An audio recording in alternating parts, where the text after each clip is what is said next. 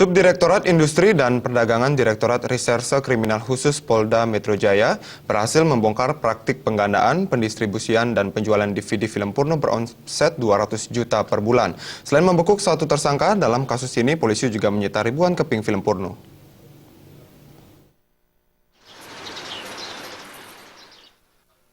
Pembongkaran praktik penggandaan, pendistribusian, dan penjualan DVD ini merupakan pengungkapan kedua dalam kurun waktu 1 bulan.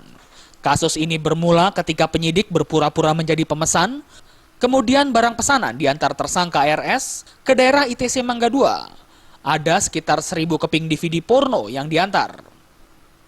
Setelah itu, Subdirektorat Industri dan Perdagangan Direktorat Reserse Kriminal Khusus Polda Metro Jaya melakukan pengembangan ke tempat produksi di daerah Taman Sari, Jakarta Barat.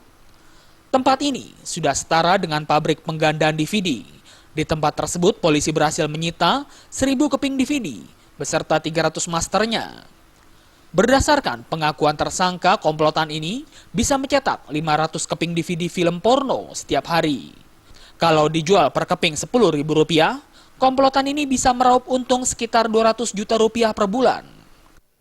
Pagi hari ini, sebagaimana disampaikan oleh Bapak Wadir Reskrimsus, Kasubdit Indak telah melaksanakan pengungkapan kasus pornografi.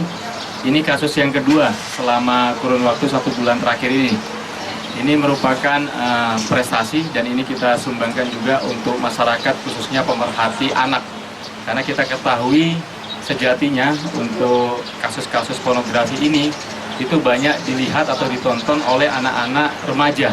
Nah, ini sangat memprihatinkan.